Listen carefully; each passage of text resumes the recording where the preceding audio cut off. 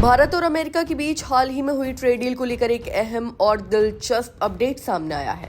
Donald Trump द्वारा इस समझौते को लेकर किए गए ऐलान और पिछले सप्ताह एक एग्जीक्यूटिव ऑर्डर पर हस्ताक्षर के बाद व्हाइट हाउस ने इस डील से जुड़ी एक फैक्ट शीट जारी की थी। हालांकि फैक्ट शीट जारी होने के सिर्फ एक दिन बाद ही अमेरिका ने इसमें चुपचाप कुछ बड़े संशोधन कर दिए, जिन्हें भारत के लिए राहत भरी खबर माना जा रहा है। सबसे बड़ा बदलाव 500 अरब डॉलर के अमेरिकी सामानों की खरीद से जुड़ी शर्त में किया गया है। पहले जारी फैक्ट शीट में कहा गया था कि भारत में 500 अरब डॉलर से अधिक मूल्य के अमेरिकी उत्पादों, जिनमें ऊर्जा, आईटी, कृषि, कोयला समेत अन्य वस्तुएं शामिल हैं, की खरीद के लिए प्रतिबद्धता जताई है। इस शब्द का अर्थ यह है कि भारत इस खरीद के लिए बाध्यकारी रूप से सहमत है, लेकिन संशोधित दस्तावेज में कमिटेड शब्द को बदलकर खरीदने का इरादा या योजना जैसे नरम शब्द इस्तेमाल किए गए हैं।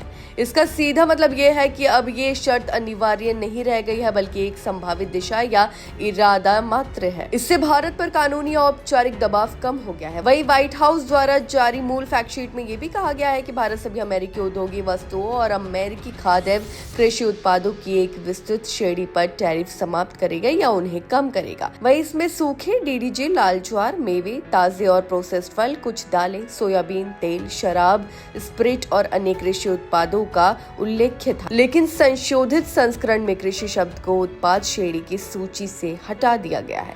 इतना ही नहीं, कुछ संवेदनशील वस्तुओं, विशेषकर कुछ दालों को टैरिफ कट सूची से बाहर कर दिया गया है। जी हाँ, ये बदलाव भारत के लिए विशेष रूप से अहम है, क्योंकि दालें देश की खाद्य सुरक्षा और किसानों की आय से सीधी जुड़ी है। वहीं अगर इन पर आयात शुल्क में बड़ी कटौती होती है तो घरेलू किसानों को प्रतिस्पर्धा का सामना करना पड़ सकता था। ऐसे में इन उत्पादों को सूची से हटाया जाना भारत के कृषि क्षेत्र के लिए राहत माना जा रहा है। वहीं डिजिटल सेक्टर से जुड़ा भी एक महत्वपूर्ण बदलाव सामने आया है। पहले के संस्करण में ये उल्लेख था कि भारत अपनी डिजिटल सर्विस टैक्स को हटा देगा। वहीं ये प्रावधान अमेरिका की बड़ी टेक कंपनियों के हित में माना जा रहा था, लेकिन संशोधित फैक्ट शीट में अब ये नहीं कहा गया है कि भारत इस कर को समाप्त करेगा। इसके बजाय अब ये उल्लेख किया गया है कि भारत मजबूत द्विपक्षीय डिजिटल व्यापक नियमों के एक समूह पर बातचीत करने के लिए प्रतिबद्ध है। इसका अर्थ ये है कि डिजिटल टैक्स को लेकर सीधा फैसला थोपने के बजाय अब दोनों देश आपसी चर्चा के जरिए समाधान तलाशेंगे।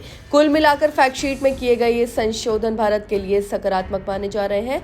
बाध्यकारी शब्दों को नरम करना, संवेदनशील कृषि उत्पादों को सूची से हटाना और डिजिटल टैक्स पर लचीला रुख अपनाना, ये सभी संकेत देते हैं कि समझौते को संतुलित बनाने की कोशिश की गई है। इससे भारत को अपना आर्थिक और नीतिगत प्राथमिकताओं को सुरक्षा रखते हुए अमेरिका के साथ व्यापारिक रिश्तों को आगे बढ़ाने का अवसर मिलेगा। आपकी इस बारे में क्या राय है, हमें कमेंट करके जरूर बताएं।